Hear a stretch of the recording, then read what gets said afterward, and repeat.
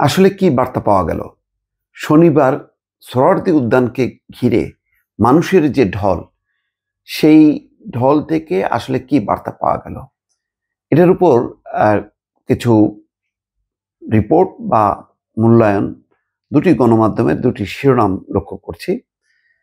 বিবিসির বাংলার যেই রিপোর্ট তাতে বলা হচ্ছে, মার্চ ফর গাজা কর্মসূচি থেকে কি বার্তা দেওয়া হলো।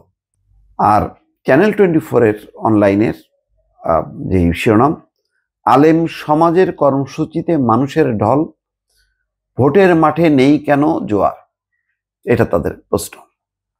আসলেই দেখেন, সোহরাওয়ার্দী উদ্যানের এই সমাবেশে বিএনপি, জামাত, হেফাজত, এনসিপি, এবি পার্টি সহ মোটামুটি সব রাজনৈতিক দলের অংশগ্রহণ ছিল। নেতাদের সেই চেহারাগুলি দেখা গেল এবং যারা সমবেত হলো, এখানে বলা হচ্ছে যে মূল আয়োজক নাকি জামাত এবং হেফাজত, কিন্তু অনেকেই বলছেন যে এটা আসলে সর্বস্তরের ধর্মপ্রাণ মানুষ যারা ফিলিস্তিনি মানুষের প্রতি সংহতি জ্ঞাপন করতে আসে, যাদের কোনো রাজনৈতিক দল নেই, সুনির্দিষ্ট মত নেই, সবাই শুধুমাত্র ফিলিস্তিনি মুসলমানদের জন্য এসছে। এটাও সত্য।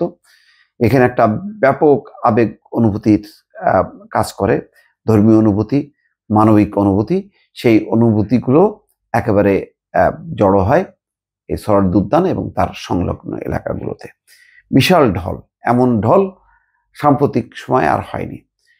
প্রশ্ন হচ্ছে, এই ঢলের সামনে যে মানুষগুলো দাঁড়ানো, তাদের একটা রাজনৈতিক পরিচয় আছে। যদিও কিছু আলেম ছিলেন, কিছু ইসলামী বক্তা ছিলেন, মিজানুর রহমান আজহারির মতন কিছু মানুষ ছিল, কিন্তু তার বাইরে রাজনৈতিক নেতারাও ছিল। সেই রাজনৈতিক নেতারা আজকে ফিলিস্তিন ইস্যুতে এক জায়গায় যেমন দাঁড়ালেন, কিন্তু তাদের কাছে প্রশ্ন বা তাদেরকে ঘিরে একটা কৌতূহল, সামনের নির্বাচন নিয়ে বা ভোটের মাঠ, সেই মাঠে তারা কি এরকমভাবে আজকে ঐক্যবদ্ধ? না দর্শক, ঐক্যবদ্ধ না। অনেকে এটা মেলাতে চান না যে এটা একেবারে সম্পূর্ণ একটা ধর্মীয় আবেগ অনুভূতির ব্যাপার, এর সাথে কোনো রাজনীতির সম্পর্ক নেই। কিন্তু সম্পর্ক তো অবশ্যই আছে। এখন যে গভর্নমেন্টের উপর দাঁড়িয়ে সবাই কথা বলছে, সেটা হচ্ছে ইন্টারিম, অর্থাৎ অন্তর্বর্তী সরকার কখনো লম্বা মেয়াদের হয় না। এটা কয়েক মাস বা 1 বছর 2 বছর হতে পারে। অন-11 সরকার মনে করেন, অন-11 সরকারকে সবাই সমালোচনা করে যে তারা 2 বছর ক্ষমতায় ছিল, যেটা থাকা উচিত না। তো অন্তর্বর্তী সরকার এই বছরই, অর্থাৎ তার যে মেয়াদ এখন 8 মাস, এই বছরের ডিসেম্বর থেকে জুনের মধ্যে নির্বাচন করতে চায়।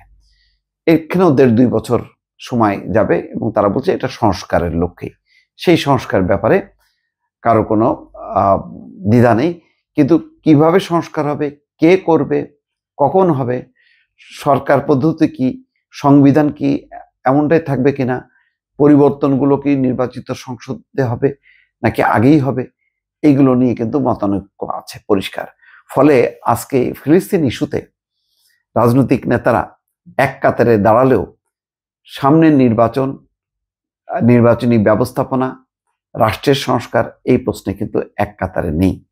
ফলে যেই নির্বাচনের জন্য গত 15 বছরে রাজনৈতিক নেতারা মাঠে ময়দানে লড়াই করেছেন, যুদ্ধ করেছেন যে একটা ভালো নির্বাচন, সুষ্ঠু নির্বাচন, আজকে কিন্তু সেই ইস্যুটা অনেক পেছনে চলে গেছে, অথবা ওই ইস্যুটা থাকলেও দৃষ্টিভঙ্গি বদলে গেছে।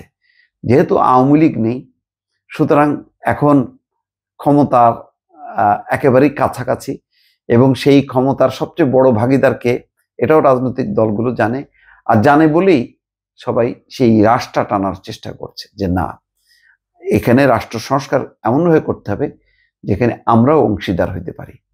এই যে আমরাও অংশীদার হইতে পারি, অর্থাৎ এক ধরনের বলা যায় যে ক্ষমতার একটা কামড়াকামড়ি কিন্তু ক্ষমতার যাওয়ার আগেই শুরু হয়ে গেছে, যেটা খুব অপ্রকাশ্য, কিন্তু ভেতরে ভেতরে নানা রকম কথাবার্তা বলা হচ্ছে। কিন্তু আসল বিষয়টা হচ্ছে ক্ষমতা চাই, ক্ষমতার অংশীদার হইতে চায়?